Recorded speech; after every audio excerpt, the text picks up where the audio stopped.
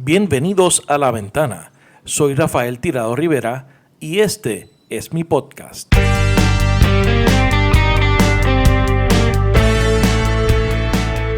Mónica Feliu Moher, bienvenida a La Ventana.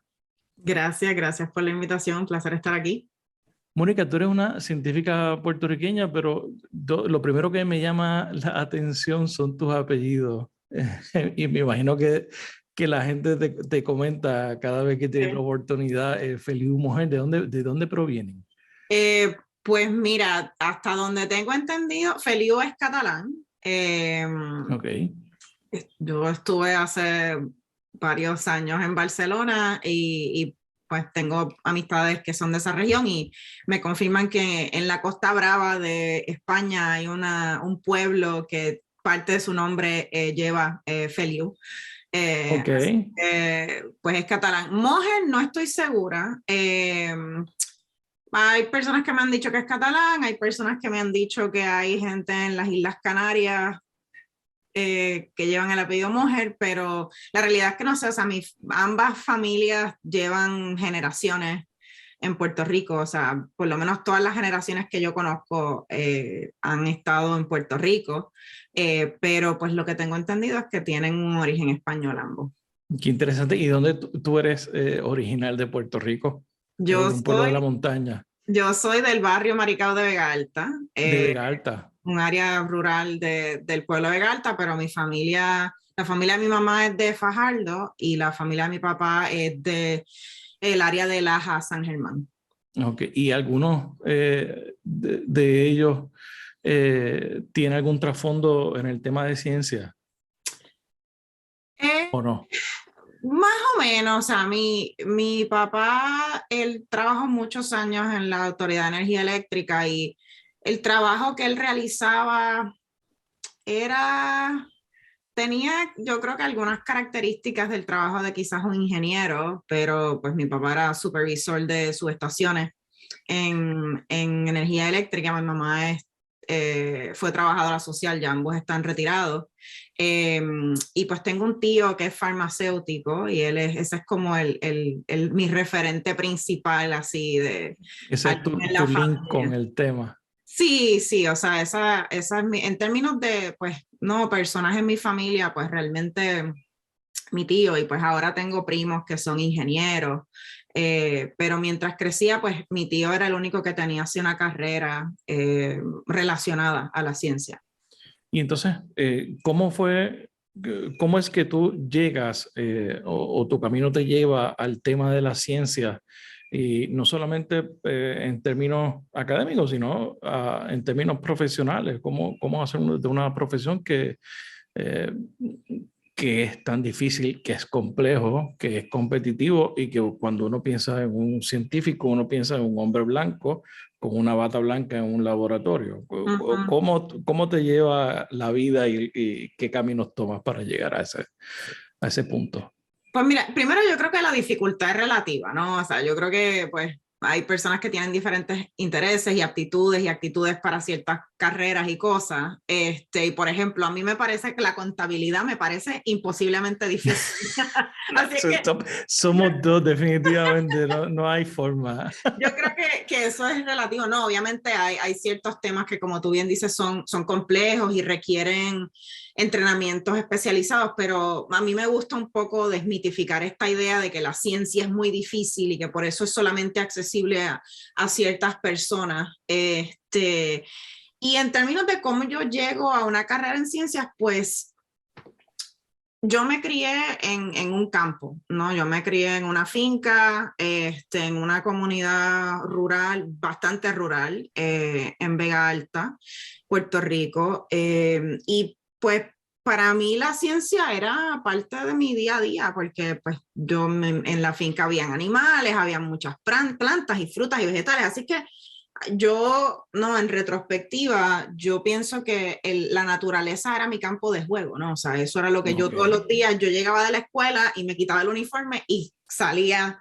para el monte, básicamente, o atender los animales y entonces, pues ese interés por la biología en particular, ¿no? Por los seres vivos, siempre fue algo que fue parte de mí, ¿no? O sea, esa curiosidad de por qué las plantas hacen una cosa, por qué los animales se comportan de una manera, para mí era bien natural porque era lo que yo tenía a mi alrededor, ¿no? Y pues mi papá, aunque no era ingeniero de profesión, pues mi papá siempre estaba haciendo cosas alrededor de la casa, construyendo, no sé, había que construir un cercado, había que hacerle un cepo a la vaca, ¿no? Entonces, pues yo siempre era como su ayudante. Así es que esto de estar construyendo cosas y rompiendo cosas y haciendo preguntas, para mí no, era muy natural. Así es que yo creo que ahí es que surge mi interés por la ciencia. Y pues tuve la fortuna de que mis papás siempre fomentaron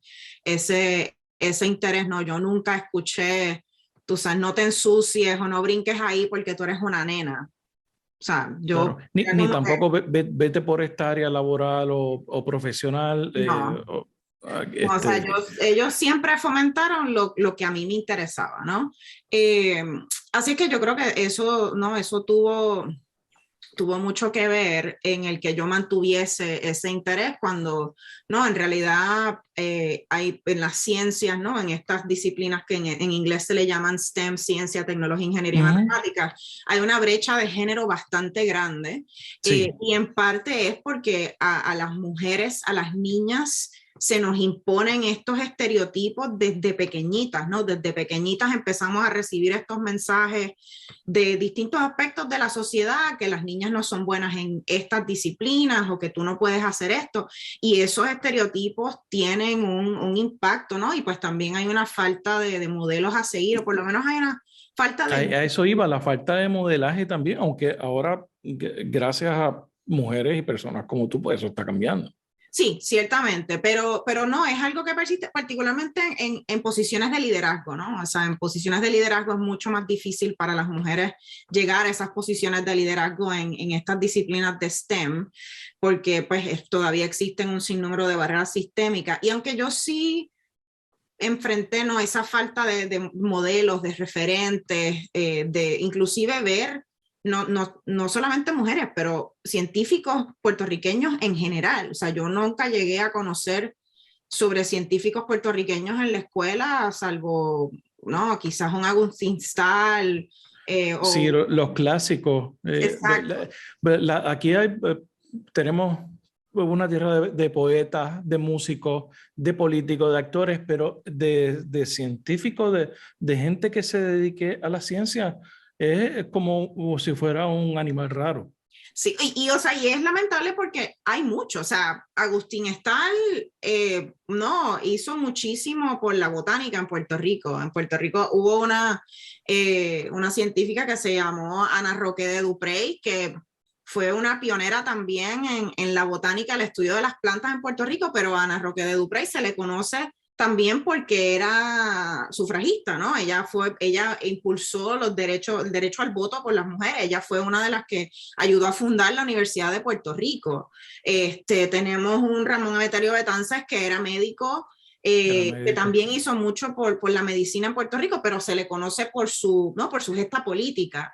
Entonces, pues, no, yo diría que en el siglo XIX, siglo XX en Puerto Rico había muchos de estos pues próceres de la ciencia boricua que también tenían otros intereses y quizás se les conoce más por esos otros intereses, pero en general pues la ciencia no ha sido tan parte de nuestra cultura popular como pues la música, la comida, otros elementos de las artes.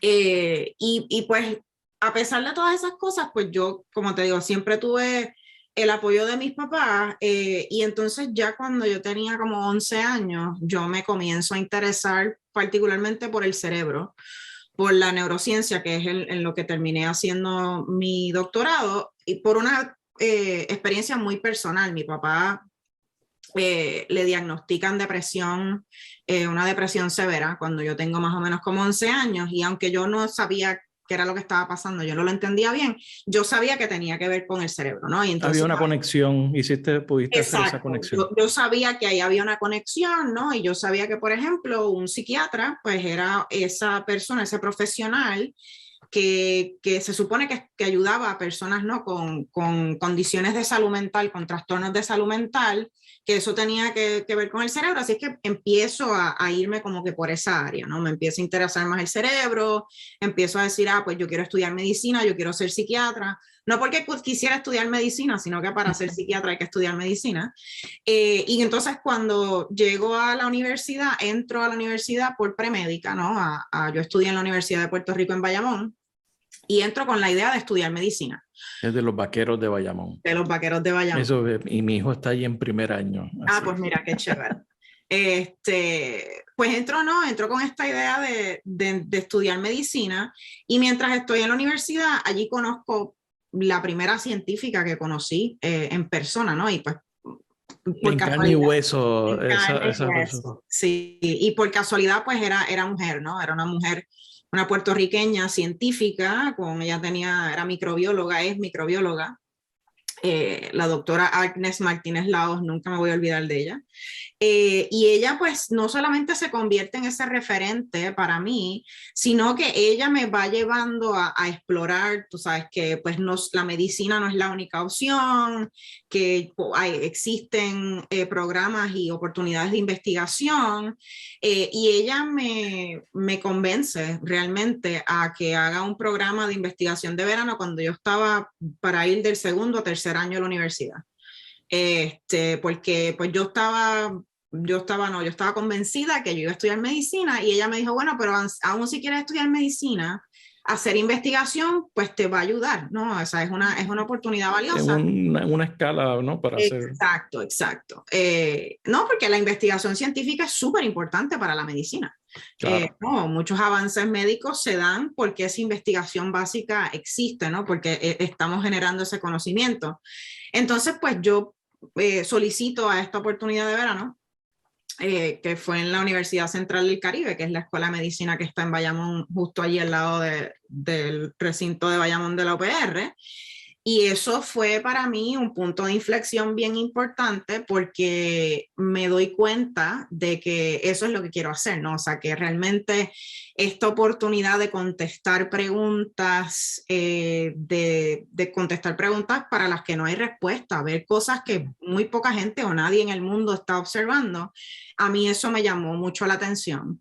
Y entonces pues decidí, no es que no iba a estudiar medicina y que quería seguir una carrera en investigación, ¿no? Y eso me puso en ese camino. Yo continué haciendo investigación los últimos 2 años de mi bachillerato en biología humana, y entonces después de eso pues decido continuar haciendo una carrera en investigación.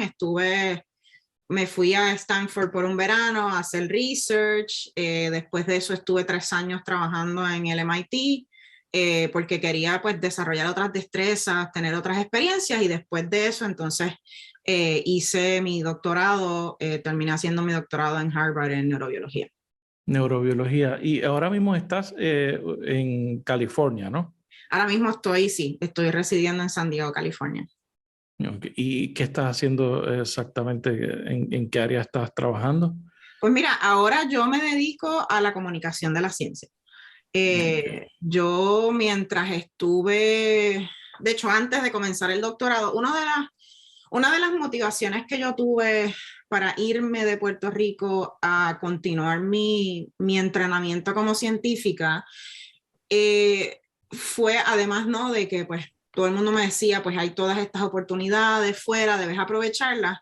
Hay un mundo allá afuera. Claro, una de mis motivaciones importantes fue que yo quería regresar, ¿no? Tengo que reconocer que hacer investigación en Puerto Rico no es fácil, ¿no? Hay unos retos. Es un reto. Es todo un reto. O sea, el acceso, en primer lugar, a los datos, el acceso a fondos para la investigación, ¿no? Los procesos burocráticos, o sea, hay muchos retos particulares de hacer investigación en Puerto Rico, que pues yo experimenté, y pues yo escuchaba todo el tiempo a la gente diciendo, es difícil hacer ciencia aquí, es difícil hacer investigación aquí, y una de mis motivaciones era no, yo ingenuamente decía, pues yo me voy a ir, voy a ir a las mejores universidades del mundo y voy a entrenar y voy a regresar y voy a ayudar a que eso cambie, ¿no?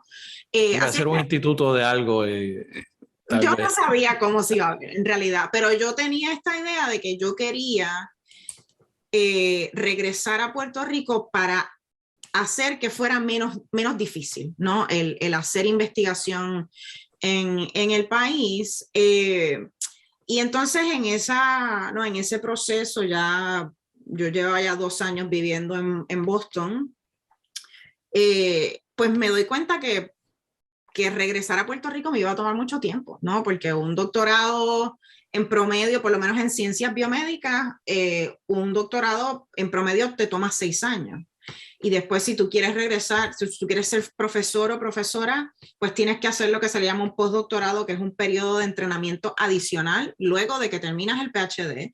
Y eso te puede tomar 4 o 5 años. Entonces, cuando yo miré, yo dije, bueno, no, pero me va a tomar 10 años volver a Puerto Rico. Y yo no quiero esperar 10 años para aportar a Puerto Rico. Eh, Así es que en ese interín conozco al doctor Daniel Colón Ramos, que es quien funda Ciencia Puerto Rico, y él y yo nos conocimos en el 2006. Yo estaba haciendo entrevistas para escuela graduada, él estaba en ese punto, él estaba en Stanford haciendo un postdoc y yo estaba entrevistándome para uno de los programas de PhD en Stanford y no, me reúno con él, alguien me dice, ay, tienes que conocer a este tipo puertorriqueño, está aquí haciendo esto, tienes que conocerlo. Y pues en un break entre las entrevistas me llevan al laboratorio donde está trabajando Daniel y él me cuenta de Ciencia Puerto Rico y él acababa de lanzar a Ciencia Puerto Rico y en aquel momento era un website. O sea, él básicamente dijo, bueno, pues él modificó una base de datos que él utilizaba en su laboratorio para llevar cuenta de unos reactivos que él utilizaba. Y él dijo, bueno, pues si yo puedo usar esta base de datos para saber dónde están mis reactivos, pues yo puedo modificar esto para crear una base de datos que me ayude a identificar dónde están las personas alrededor del mundo que están interesadas en la ciencia y Puerto Rico. Porque él tenía un deseo de, pues no, estando en California, pues en California no hay tantos puertorriqueños, California está bastante lejos de Puerto Rico, ¿no? Hay una distancia considerable. Y él pues tenía este deseo de conocer él decía, tiene que haber otros boricuas que están haciendo. Tiene que haber más gente como yo pensando. Claro, tiene que haber más gente como yo. Y entonces, pues él crea en ese momento, no, esto fue en el 2006, Facebook, Twitter, ninguna de estas herramientas que hoy en día damos por sentado existía, y si existían, estaban empezando. Sí. Así es que él crea esta página con la idea de que cualquier persona que tenga un interés en la ciencia de Puerto Rico pueda decir, estoy aquí. Y decir, pues estoy trabajando en este sitio, esto es lo que me interesa. Y él pensó, pues si creamos una comunidad de estas personas, pues podemos colaborar y hacer cosas por Puerto Rico. Y cuando él me cuenta, ¿no?, de su visión sobre la organización, yo supe inmediatamente, esto es lo que yo estaba buscando, ¿no? Esta es mi oportunidad de mantenerme conectada con la comunidad científica, la comunidad de ciencia boricua, y de alguna manera aportar al avance de la ciencia. Y casualmente el primer proyecto en el que comienzo a trabajar es un proyecto de comunicación de la ciencia. Ciencia Puerto Rico lleva ya 16 años colaborando con El Nuevo Día, y a través de esta colaboración, miembros de la comunidad de Ciencia PR pues colaboran escriben para el periódico, escriben artículos sobre, exacto, escribimos columnas, escribimos artículos sobre ciencia, pero a mí una de las cosas que me llamó la atención de lo que yo había comenzado a hacer, Daniel, con esta colaboración, era que era una oportunidad de comunicar la ciencia en arroz y habichuelas, ¿no? De forma sencilla, relevante a la cultura, al contexto de Puerto Rico. Y a mí eso me llamó mucho la atención porque a mí siempre me ha gustado escribir. Obviamente me gusta mucho la ciencia y yo vi una oportunidad, ¿no?, de conectar la ciencia, la cultura, ¿no? Y comunicarla, compartirla, pero también nosotros vimos una oportunidad de atender un poco esa falta de referentes de científicos y científicas boricuas que estábamos hablando ahorita. El vacío que estábamos. Exacto, ese vacío de, pues realmente en los medios en Puerto Rico en aquel momento no se resaltaba el trabajo de científicos o científicas puertorriqueños ni proyectos que se estuvieran haciendo en Puerto Rico. O sea, esa visibilidad no existía. Y entonces a través de esta colaboración nosotros vimos esa oportunidad de visibilizar a todo este talento que nosotros sabíamos que existía, pero que mucha gente no conocía. Y esa oportunidad con Ciencia Puerto Rico es la que me abre a mí las puertas, me lleva a descubrir que la comunicación de la ciencia es una carrera que yo puedo perseguir, porque yo no era algo que conocía hasta ese punto. Y entonces también me da la oportunidad de desarrollarme, ¿no? Porque yo empiezo a escribir para el periódico, empiezo a ayudar a otros científicos y científicas a escribir para el periódico.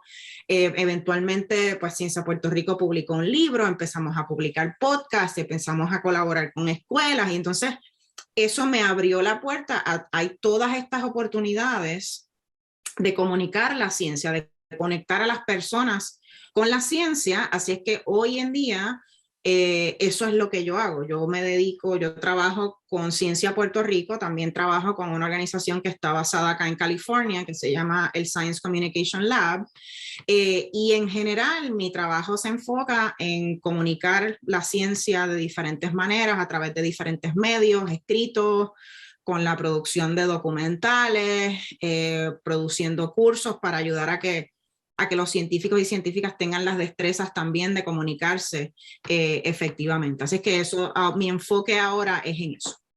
Entonces, y eso nos trae al tema de el más recientemente, estamos en una pandemia, ¿no? De COVID-19 que ha traído unos retos de comunicación enormes. Especialmente por la desinformación, ¿no? que ha habido sobre los asuntos relacionados a los temas de la mascarilla, las vacunas, los efectos de la enfermedad, los remedios caseros o las cosas que se inventa la gente para curar eso. ¿Cómo ustedes han manejado, cómo tú manejas estos temas? Y cómo los abordas, especialmente desde Ciencia Puerto Rico y desde otros frentes? Sí, pues mira, yo digo que la pandemia es el momento para el que yo me había estado preparando toda mi carrera sin saberlo. Exacto, sí, sí, sí. Porque realmente ha sido, no, yo creo que la pandemia ha puesto en relieve lo esencial que es la comunicación efectiva de la ciencia, porque realmente ha presentado retos, yo no diría sin precedentes, pero retos que no habíamos tenido que enfrentar con esta intensidad. Se puede decir sin precedentes, porque en primer lugar el acceso que tiene la gente a los medios en la última pandemia no existía. Claro, sí. O sea, y todo el mundo tiene su opinión, todo el mundo tiene acceso a Google, todo el mundo tiene acceso a un teléfono, puede decir lo que quiera y pensar cualquier cosa. Es una locura. Sí, no ha sido una tormenta perfecta. A pesar de lo bueno que son los medios, ¿no? Claro. Y, o sea, ha sido una tormenta perfecta porque pues la desinformación no es nueva, o sea, la desinformación ha existido desde que existe la información. Claro. O sea, hace más de un siglo que la desinformación existe, ¿no? Pero sí estamos en un momento en el que pues el acceso a ciertas plataformas, a cualquier tipo de información, o información buena, información mala, está a la punta de nuestros dedos, ¿no? Y pues también estamos en una sociedad que está mucho más polarizada, ¿no? Y entonces eso ha sido una tormenta perfecta para que se den ciertas condiciones de que la desinformación se riega como pólvora y persiste y se recrudece. Desde la perspectiva de Ciencia Puerto Rico, nosotros hemos manejado esto de diversas formas, ¿no? Nosotros, agraciadamente, como organización, pues llevamos 16 años colaborando con diversos medios en Puerto Rico, así es que cuando comienza la pandemia, inclusive antes de que se declarara una pandemia o no, se declarara la emergencia por la pandemia en Puerto Rico, ya nosotros habíamos comenzado una respuesta mediática de activar a nuestra red de expertos y expertas para que escribieran columnas de opinión, para que hicieran entrevistas en diversos medios. Y nosotros hemos estado haciendo esto desde el principio, ¿no? Desde marzo del 2020. Básicamente nosotros hemos puesto este ejército de expertos y expertas a la disposición de los medios en Puerto Rico e internacionales también para contextualizar ¿no? lo que está sucediendo, explicar los distintos conceptos. Nosotros también, y pues por ejemplo, nosotros en los últimos 2 años, miembros de la organización han publicado ya sobre 100 columnas de opinión, artículos sobre ciencia en medios del país, particularmente en el Nuevo Día. También hemos facilitado o ayudado a coordinar cientos de entrevistas con medios tanto tradicionales como digitales, con miembros de la organización, pero también nosotros hemos sido muy vocales en la fiscalización de la respuesta, particularmente de parte del gobierno, ¿no? Recordemos que al principio escuchábamos mucho en Puerto Rico no hay suficientes reactivos, no se pueden hacer suficientes pruebas, y nosotros fuimos, con nuestra organización y nuestros miembros, fuimos una de las voces cantantes diciendo, bueno, pero es que eso es una excusa, eso no es excusa, ¿no? O sea, eso no puede ser excusa. Exacto, eso no puede ser excusa, estas son las soluciones, ¿no? Que podemos encontrar, no es cruzarnos de brazos y decir, bueno, pues que no hay reactivos, es como que, ok, no hay reactivos, pues ¿qué vamos a hacer, no? Y nosotros fuimos una de esas voces cantantes abogando porque se tomaran acciones y sugiriendo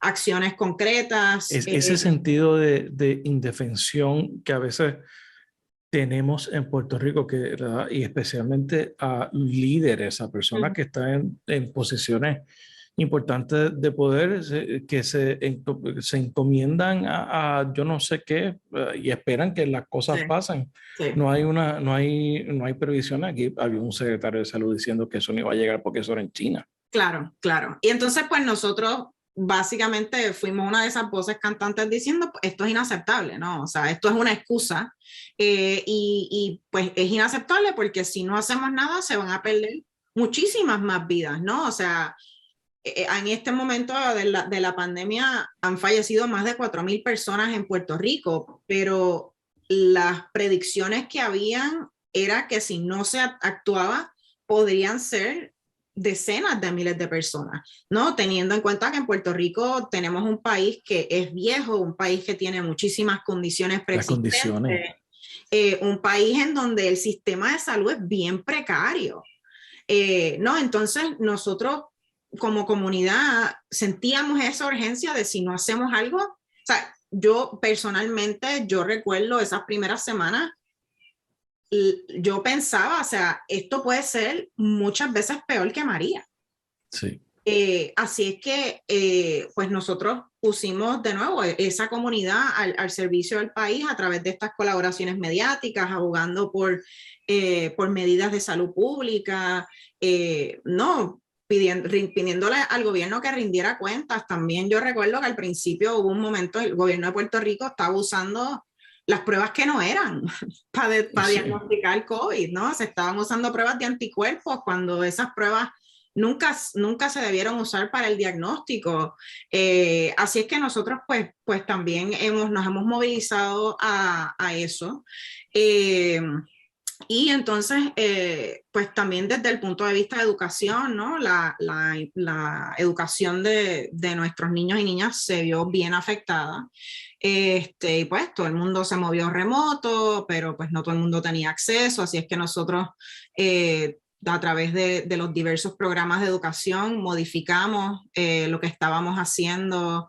Por ejemplo, nosotros tenemos un programa que se llama Científicos al Servicio, entonces pues ese programa lo movimos en línea, lo hicimos digital y teníamos científicos y científicas dando charlas, todavía el programa está corriendo, dando charlas para grupos de ¿no? De distintas edades, grupos escolares. Nosotros creamos lecciones que los maestros, papás, tutores podían descargar para entonces poder continuar la educación de los niños. No, nosotros también hemos buscado atender las necesidades de educadores en el suroeste de Puerto Rico, que no olvidemos que meses antes de que se declarara Pasaron la pandemia, por los terremotos pasaron por y los todavía no se terremotos. han repuesto. Exacto, exacto. Así es que nosotros les hemos provisto, por ejemplo, recursos a esos educadores.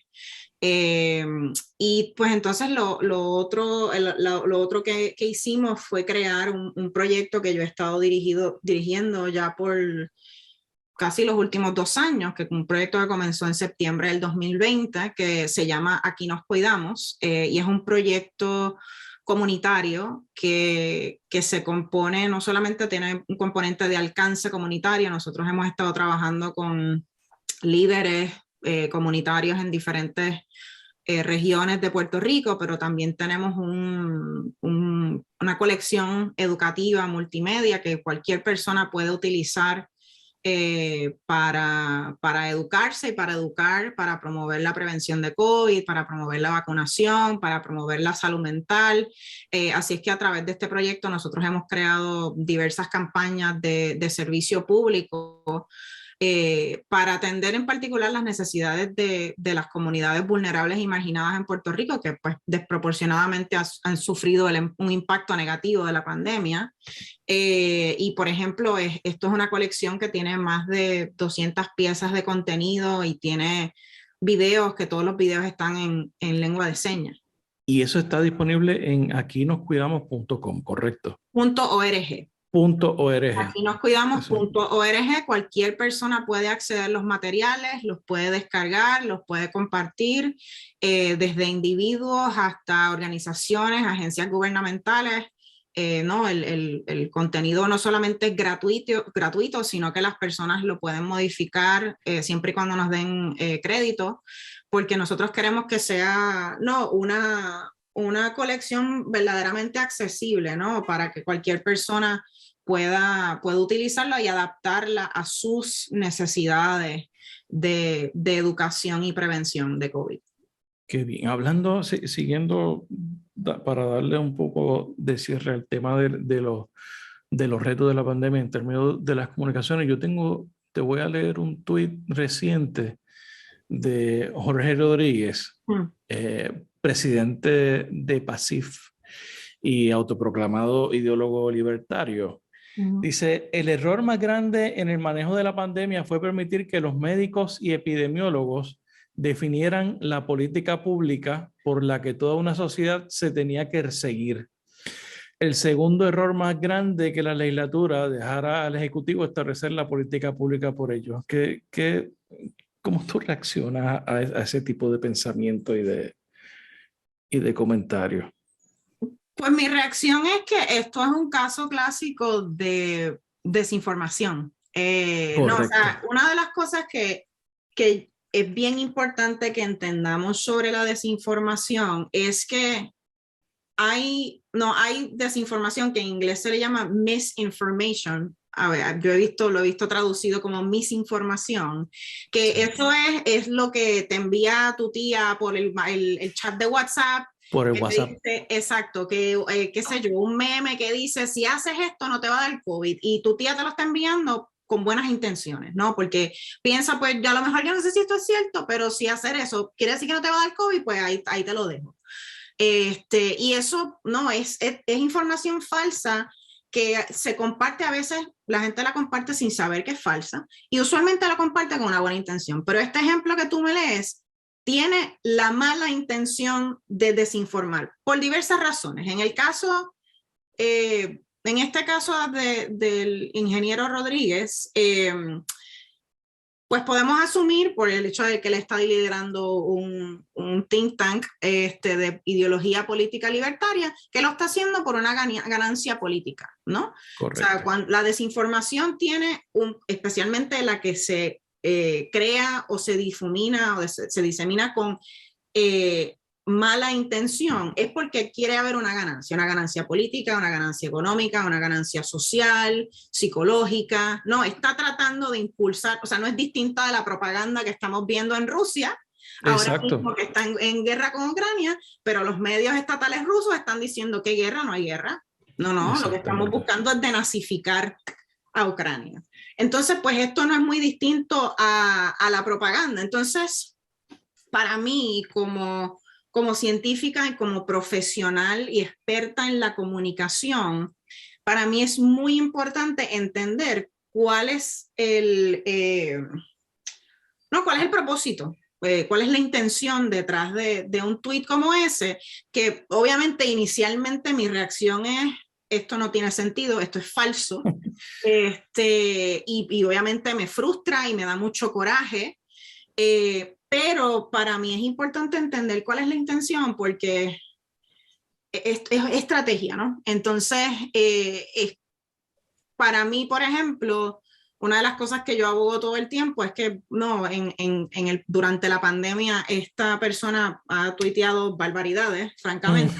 La gente empieza a decir, ay, esto y lo otro, pero lo que hacen es darle pauta. Sí. Entonces, para mí es importante entender que él tiene un propósito de provocar para generar una ganancia política, para decir, te vi y te ignoro.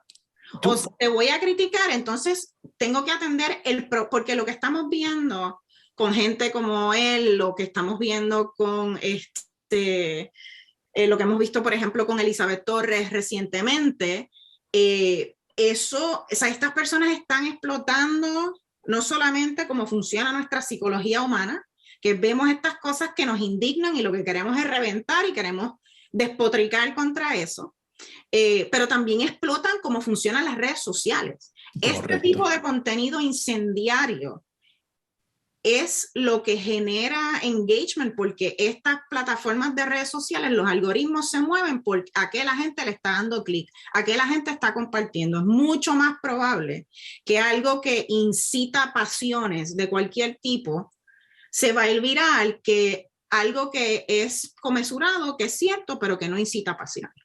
Y sobre todo en una era en que la gente literalmente muere por clics, ¿no? Exacto. Entonces, para mí es importante entender cuál es la motivación detrás de ese tipo de mensajes para entonces yo saber que, pues, a lo mejor sí, mi reacción es, me da frustración, me da coraje, pero yo no lo voy a compartir. Y entonces yo, particularmente, ¿no? Como alguien que está pensando en el big picture, ¿no? De los medios y de la comunicación, para mí entonces es más importante pensar cómo yo atiendo este problema, porque lo que estamos viendo de un Jorge Rodríguez, de un Elizabeth Torres, es un síntoma de un problema más grande. O sea, ellos son parte del problema, pero no son el problema. Correcto, no son el problema. Entonces, para mí es más importante pensar cómo le damos a la población las herramientas de pensamiento crítico para que puedan analizar la información que ven en las redes sociales, para que puedan cambiar su comportamiento y antes de compartir un mensaje incendiario como este, de darle share, aunque sea para criticarlo, digan, espérate, de verdad esto vale la pena que yo lo comparta, porque si lo comparto le doy pauta y entonces juego para el algoritmo. Y para mí claro. Eso es más importante que responder a este tipo de mensajes que sin duda no hacen daño. Y que sin duda también no podemos ignorar que tienen no solamente una maquinaria política detrás, pero tienen una maquinaria económica. ¿Sabes? Hay personas que están poniendo mucho dinero detrás de esto para promover estas posturas. ¿Tú esperabas al principio de la pandemia, tú viste, tenías algún feeling de que se iba a politizar de la forma en que se politizó la pandemia? Sí, o sea, yo no te puedo decir que a mí me sorprendió. Claro. Porque, o sea, yo he sido observadora de, por ejemplo, el tema de la polarización, cómo se ha polarizado el tema de la vacunación, no solamente para COVID, para otras cosas, ¿no? Uh-huh. O sea, lo que pasa con la vacuna de COVID es producto de la polarización con otras vacunas también, por otras cosas que se están diciendo. Y la polarización política también, o sea, para muchas personas la oposición particularmente a la vacunación contra COVID no es una oposición necesariamente a las vacunas, no es una oposición necesariamente a la ciencia, es una oposición política. Es una posición política porque es como que yo no me voy a vacunar porque mi posición política, mi identidad política es que mi libertad va por encima de la salud pública. Mi libertad individual va por encima de la salud pública. O mi ideología política es que yo estoy en contra del establishment, en contra del establecimiento político, y a mí no me importa lo que diga el establecimiento político, yo voy en contra de eso. Y eso es un fenómeno que no es nuevo, es un fenómeno que no es de ahora. Entonces, a mí, francamente, no me ha sorprendido. O sea, yo tengo que decir que han habido cosas que han sucedido que yo, wow, de verdad. O sea, esto está un poco extremo. Pero en términos de que haya sucedido esta polarización, a mí no me sorprende, pero yo, como te digo, o sea, esto es lo que yo hago, ¿no? Y yo soy una observadora de los medios y de la comunicación. No, yo conozco la investigación, hay toda un área académica de investigación de ciencias sociales sobre la desinformación, la polarización, así es que a mí no me ha sorprendido. Lo que sí me ha decepcionado muchísimo es que particularmente el liderazgo de salud pública en los Estados Unidos ha estado, o sea, totalmente ignorante a esto, y no debería de ser sorprendente, ¿no? O sea, hace más de 20 años que hay movimientos antivacunas y claro, muchas de las narrativas que se están utilizando contra las vacunas de COVID se han utilizado contra otras vacunas. Y se sabía que venían. Exacto, o sea, y si tú miras los estudios, ¿no? Encuestas, diferentes investigaciones que se han hecho, cuando tú miras, hay una correlación, particularmente en los Estados Unidos, porque yo creo que para mí es bien interesante notar que la cultura en general, pero la cultura política en Puerto Rico y en Estados Unidos es bien diferente en ese sentido. Y en Estados Unidos hay una correlación bien fuerte entre personas que no están vacunadas o que dicen yo no voy a usar la mascarilla y su ideología política, que la mayoría son personas que son conservadoras y o republicanas. Entonces hay una correlación bien fuerte entre las ideologías políticas y las posturas sobre COVID-19, y eso es algo que se sabía antes de la pandemia, de que en general estas posturas de por lo menos escepticismo a la ciencia o escepticismo a órdenes gubernamentales era mucho, o sea, tiene una identificación política particular. Entonces a mí siempre me vuela la cabeza ver que, o sea, el director de los Institutos Nacionales de Salud, por ejemplo, el doctor Francis Collins, que se retiró a final del año pasado, yo al final del año pasado vi una entrevista que él dijo, ay, yo no me esperaba que la gente tuviera tanta resistencia a las vacunas, y yo, pero brother, ¿dónde tú has estado estos últimos 20 años? ¿Dónde has estado? Sí. Tú sabes, que como que una persona como él debería saber estas cosas, ¿no? Porque él no es un científico cualquiera. Él es un científico que está haciendo política pública. Claro. Pero yo creo que ha habido una falta de, no sé llamarlo de una falta de, o sea, yo creo que ha habido estas gringolas, tú sabes, como sí, que, y realmente creo que ha habido un fracaso en entender todas las dimensiones sociales de la pandemia, las dimensiones sociales que inciden en que la gente entienda, acepte la ciencia o las guías de política pública. Eso sí, para mí no ha sido sorprendente, pero siempre es bien decepcionante cada vez que veo líderes como Collins o la directora de los CDC, Rochelle Walensky, decir cosas que yo digo como que, pero de verdad. ¿En qué mundo están viviendo? ¿En qué mundo ustedes viven? Y son al final del día son designaciones políticas que deberían de conocer qué es lo que pasa. Exacto. Y eso es una de las cosas que es importante entender, ¿no? O sea, obviamente esto es una emergencia de salud pública causada por un virus, ¿no? Por una entidad infecciosa, pero la pandemia es un fenómeno político y es un fenómeno sociológico, ¿no? Sí, o sea, claro. Realmente, por ejemplo, ¿no? Que ahora estamos hablando de, ¿cuándo se va a acabar la pandemia? realmente eso no es una decisión. O sea, ahora mismo en los Estados Unidos hay muchos lugares donde la gente está actuando como que la pandemia se acabó. Y eso no es una decisión científica, es una decisión Claro, política. es político. Primordialmente es una decisión política. Y estamos hablando de ti, Florida, así que mira a ver qué hace. Eso te iba a preguntar ahora mismo. Hay muchos lugares donde se han suavizado las restricciones, otros lo han eliminado, otros no han tenido restricciones durante todo este periodo. Sí. ¿En qué la pandemia se acabó? En qué momento estamos? ¿En qué punto estamos de la pandemia? ¿Qué es lo que se espera que pase? Yo sé que hay unas nuevas variantes, la BA2, que está provocando repuntes y provocando más restricciones en otras partes del mundo, por ejemplo en China y en Europa. ¿En qué punto estamos? Pues mira, la pandemia no se ha acabado. ¿Cuándo se va a acabar la pandemia? No es algo que nadie puede responder. O sea, en términos de qué tiene que pasar para poder decir se acabó la pandemia, pues tiene que haber un control a nivel global. O sea, tiene que haber, no podemos estar en estos procesos de repuntes y estatus permanente de crisis y de emergencia. Pero todavía, o sea, no se ha acabado la pandemia, todavía estamos viendo estos repuntes, todavía O sea, tenemos... hay una realidad también y es el tema de la fatiga pandémica de Claro, la gente que hay que comprender también, claro, ¿no? sí, ciertamente. Pero, o sea, tenemos miles de millones de personas en el mundo que no han recibido ni una sola dosis de la vacuna. La mayoría de estas personas están en países pobres, y eso quiere decir que van a ser países que el impacto negativo va a ser mucho mayor porque ya están vulnerables, ya están en desventaja.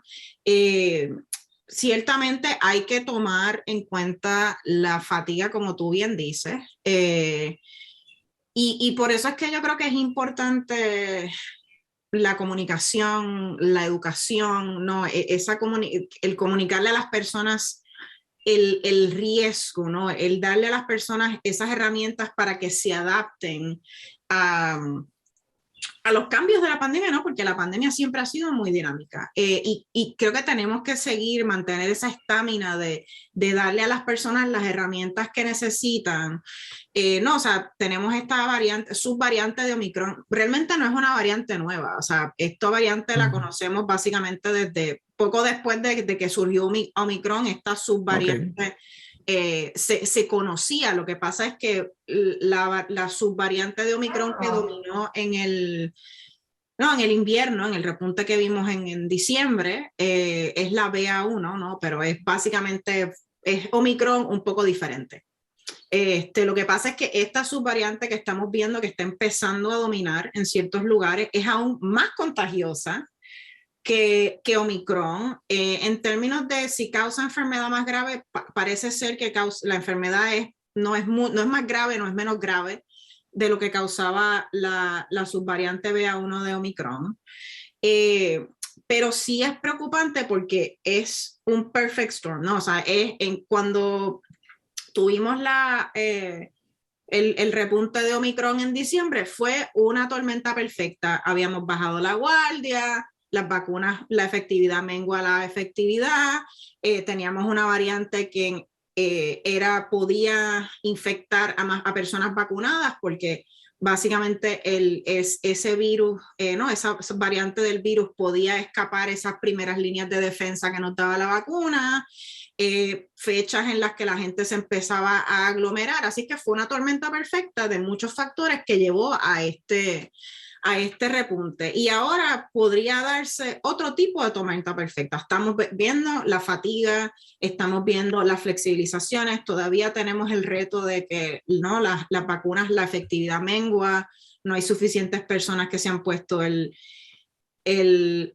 refuerzo, entonces pues podríamos ver otros repuntes, ¿no? O sea, nos ha pasado antes, siempre que se flexibilizan las medidas, luego de eso viene un repunte. Es la dinámica ¿no? de la pandemia, desafortunadamente, porque tenemos, ¿no? el comportamiento humano influye muchísimo en qué hace el virus. Así es que yo creo que ahora mismo, este punto, yo creo que la buena noticia es que tenemos muchísimas más herramientas, tenemos muchísimo más conocimiento para mitigar y atajar el virus. No, o sea, tenemos vacunas que funcionan súper bien, que nos protegen contra la enfermedad grave, la hospitalización, la muerte. Tenemos tratamientos, distintos tipos de tratamientos y medicamentos para por lo menos que las personas no desarrollen una enfermedad grave. Sabemos cómo manejar los casos de COVID muchísimo mejor en los hospitales, ¿no? Y en cuadros clínicos. Entendemos mucho más cómo se comporta esta enfermedad. Hay mucho que no sabemos, pero hay mucho que sabemos comparado a hace 2 años. O sea, entonces tenemos mucho conocimiento, tenemos muchas herramientas. Ahora estamos en un contexto diferente, ¿no? Estábamos hablando de la fatiga y eso es bien importante porque no importa si tenemos vacunas y tratamientos, pero si las personas no se vacunan, pues las vacunas no sirven para nada, ¿no? Si tenemos las mascarillas que sabemos que son súper efectivas en evitar contagio, evitar que la gente se infecte, pero si las personas no usan las mascarillas, no las usan bien, pues entonces no valen de mucho. Y entonces ahí es que obviamente estoy sesgada, ahí es que yo creo que la comunicación, la educación tiene un rol aún más importante, porque hay que darle a las personas esas herramientas, ese conocimiento, ese pensamiento crítico, no para convencerlas, porque tú no le puedes torcer el brazo realmente a nadie a que haga algo, sino darle esa información para que la persona diga, ok, yo voy a hacer esto, yo voy a cambiar mi comportamiento. Así que yo creo que eso es algo que va a ser aún más importante. Estamos viendo repuntes en otras áreas del mundo y pues esos repuntes siempre son como una ola, ¿no? La mayoría de las veces se han movido de este a oeste en el globo. Entonces, pues yo creo que de la misma forma que ya en Puerto Rico estamos pensando en prepararnos para la temporada de huracanes, de la misma manera en que la gente tiene su mochilita de emergencia por si hay un terremoto, tenemos que deberían tener por lo menos, ¿no? Porque deberían tenerla, claro. Tenemos que hablar de esa preparación ante un repunte, ¿no? De que si vemos, o sea, en estos días hemos visto que la positividad en Puerto Rico ha estado subiendo un poco, no se ha disparado, pero tenemos que estar pendientes a esas señales tempranas de un repunte para poder atajarlo antes de que se salga de control, ¿no? Entonces, por eso es que mi exhortación a las personas, por ejemplo, es que no dejen de usar la mascarilla. Aunque la mascarilla ya no sea requerida en espacios cerrados, yo, donde quiera que voy, espacios cerrados, yo voy con mi mascarilla.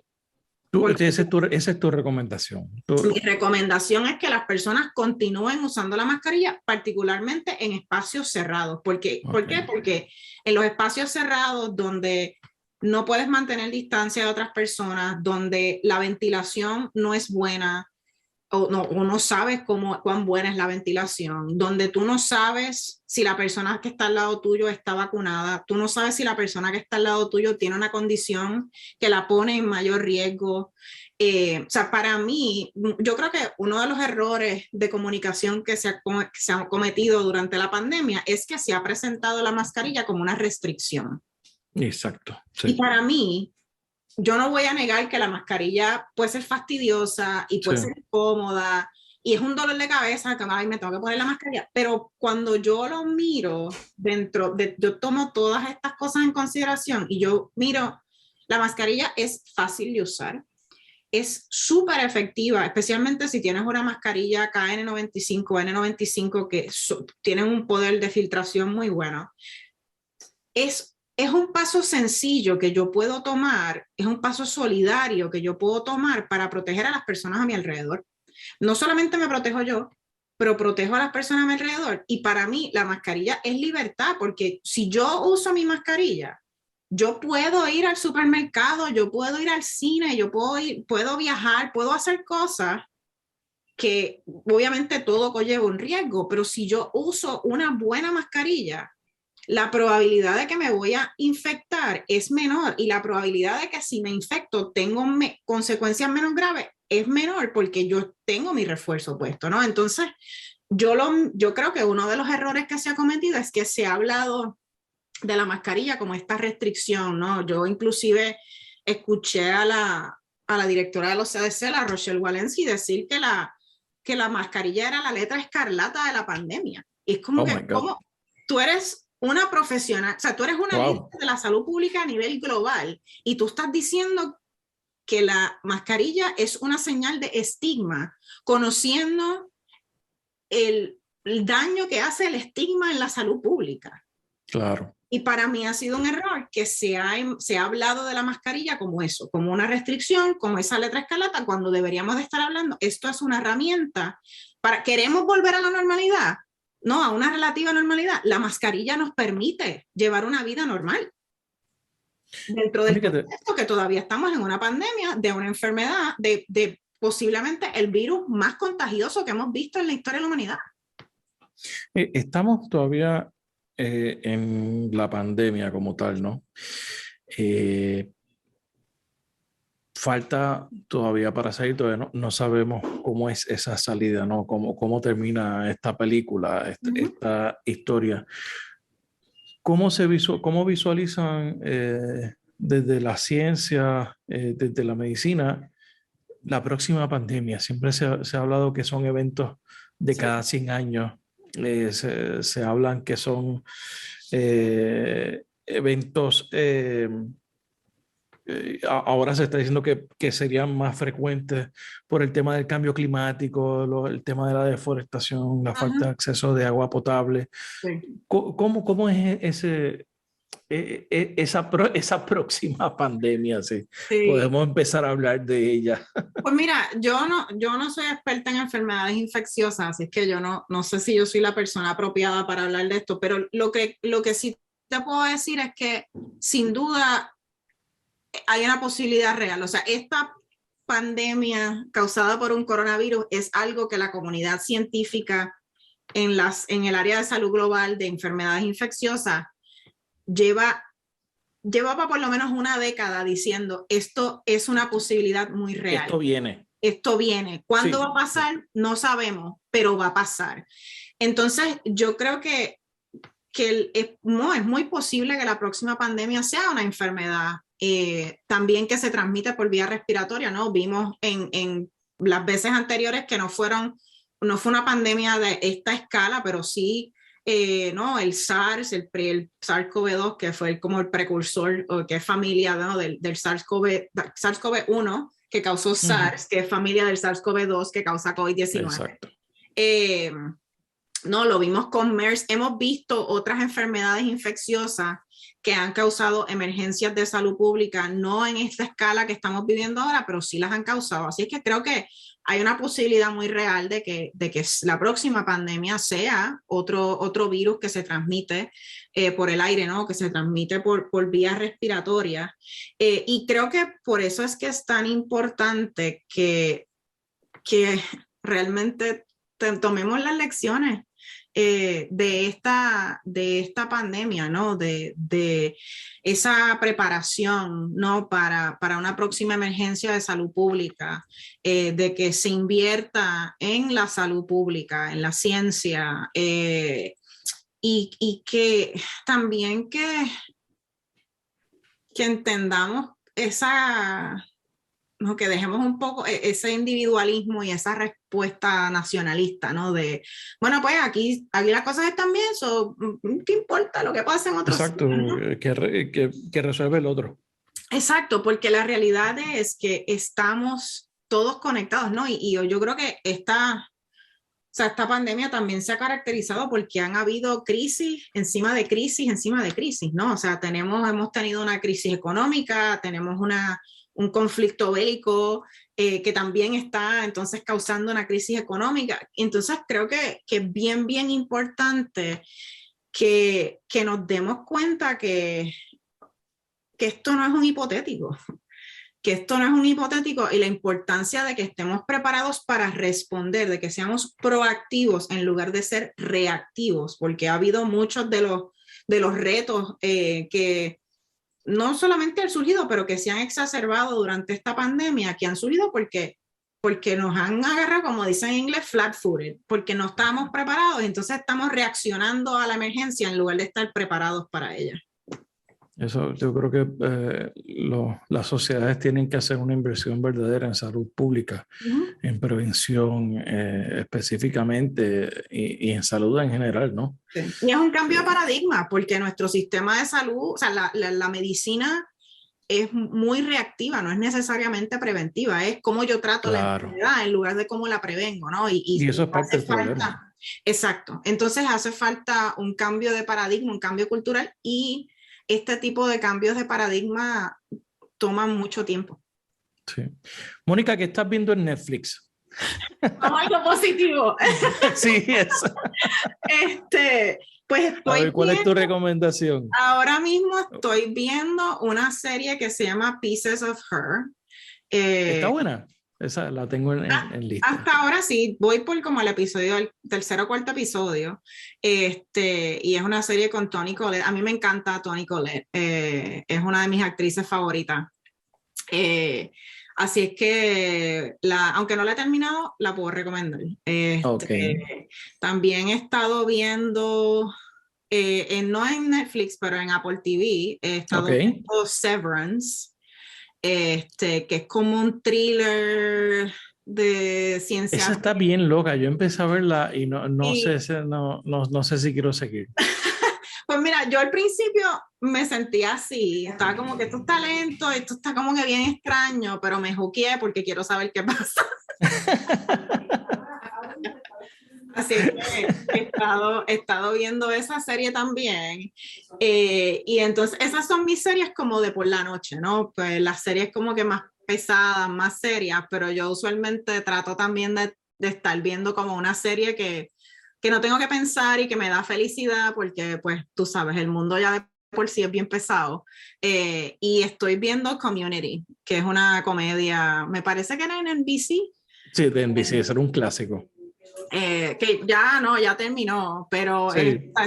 Los episodios son cortitos, son ligeros, es graciosa, y pues yo vivo para el final de los episodios donde Troy y Abed siempre están haciendo como su skit al final. Muy bien. Bueno, ahí hay variedad de recomendaciones. Sí. Mónica, ¿dónde la gente te puede conseguir? Me pueden conseguir en Twitter, yo estoy bastante activa en Twitter, me consiguen como Moefeliu, Moefeliu. Ahí es donde me pueden conseguir en otras redes sociales, pero en verdad donde más activa estoy es en Twitter. Y también pueden conseguir a Ciencia Puerto Rico en todas las redes sociales, en Instagram, ciencia.pr, Facebook y Twitter, @cienciapr. Y por supuesto en nuestra página cienciapr.org. ¿Algo más que quieras añadir? Bueno, también si quieren apoyar el trabajo de Ciencia PR, pueden visitar. Eso es importante. Sí, pueden. Es el momento para eso. Exacto, somos una organización sin fines de lucro, pueden apoyar nuestro trabajo, pueden ir a yoapoyocienciapr.org, también pueden ir a en nuestras redes sociales, nuestra página, van a encontrar la información, estamos en ATH Móvil, si buscan en la parte de donar, nos buscan como Ciencia PR, y también estamos en PayPal. Excelente. Mónica Feliu Moher, gracias por estar en La Ventana. Un placer. Gracias por escuchar este episodio de La Ventana. Sígueme en las redes sociales, búscame como Rafael Tirado Rivera en Facebook, en Twitter, en Instagram. La Ventana es una producción de Change Lab Media para Rafael Tirado Rivera. Hasta la próxima.